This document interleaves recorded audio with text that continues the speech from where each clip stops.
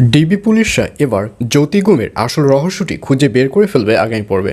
বিস্তারিত জানতে সম্পূর্ণ ভিডিওটি দেখতে থাকুন।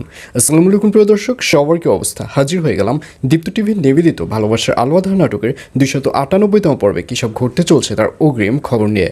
অলরাইট, এই পর্বে আপনারা দেখতে পারবেন গায়ে হলুদের অনুষ্ঠান শেষে অপূর্বর মাকে দেখা যাবে সে নন্দিনীকে নন্দিনীর বাড়িতে এগিয়ে দিয়ে যাবে এবং সাথে অপূর্ব এবং অপূর্বর ভাইকেও দেখা যাবে এবং এগিয়ে দিয়ে যখন চলে যাবে তখন নন্দিনীর মন মানসিকতা ভালো থাকার কথা থাকলেও তার মন মানসিকতা আরও বেশি খারাপ হয়ে যাবে। নন্দিনীকে দেখা যাবে সে তার যে ড্রেসিং টেবিল রয়েছে তার উপর মাহিনীর ছবিটি দেখতে থাকবে এবং ড্রয়ের মধ্যে যে তার হাজব্যান্ড মারা গেছে সেই হাজব্যান্ডের ছবিও দেখতে থাকবে। তাদের ছবি দেখে অনেক কান্না করতে থাকবে। আর অন্যদিকে এবার ডিবি পুলিশকে দেখা যাবে সে মন খারাপ করে বসে থাকবে। আর এই ব্যাপারটি অন্য একজন ডিবি দেখে বলবে, কী ব্যাপার ম্যাম, মন খারাপ আপনার?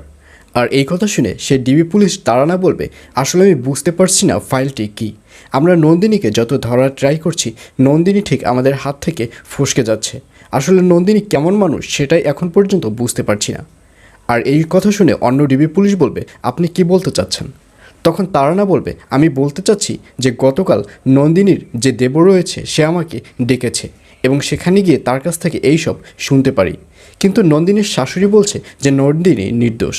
আর এজন্যই আমার মাথায় ঢুকছে না যে নন্দিনী আসলেই দোষী কিনা। আর এই কথা শুনে সেই ডিবি পুলিশ বলবে, আসলে আমার মনে হচ্ছে কেসটা অন্যদিকে ঘুরছে, আমাদের অন্য কাউকে সন্দেহ করতে হবে। আর এই কথা শুনে তারানা বলবে, জি আপনার কথাই ঠিক, আমাদের আরেকটু ভালো করে ঘুলিয়ে তারপর দেখতে হবে যে ফাইলটা কী। আর অন্যদিকে কিডন্যাপারদের দেখা যাবে তারা জ্যোতির পাশে দাঁড়িয়ে দাঁড়িয়ে হাসতে থাকবে। আর ঠিক তখনই রাইসা কিডন্যাপারকে ফোন করবে, ফোন করে বলবে, একটা গাড়ি পাঠিয়ে দিচ্ছি, ওই গাড়িতে করে জয়কে নিয়ে যাও। আর এই কথা শুনে সেই কিডন্যাপার বলবে, জি ম্যাম, আপনি গাড়ি পাঠানোর সাথে সাথেই আমরা জয়কে ওই গাড়িতে তুলে দেব। এই বলে ফোনটি কেটে অনেক হাসাহাসি করবে সেই কিডন্যাপাররা। আর এটি শুনে জ্যোতি বলবে, আপনারা জয়কে কোথায় নিয়ে যাবেন? জয়কে কোথাও আপনারা নিয়ে যেতে পারবেন না। আর এই কথা শুনে সেই কিডন্যাপাররা বলবে, আপনার চিন্তা আপনি নিজে করেন, আপনার জয়ের চিন্তা করতে হবে না। আর আপনাকে যা করার এবং জয়কে যা করার আমরা কিছুই করব না, সব কিছু ম্যামই করবে।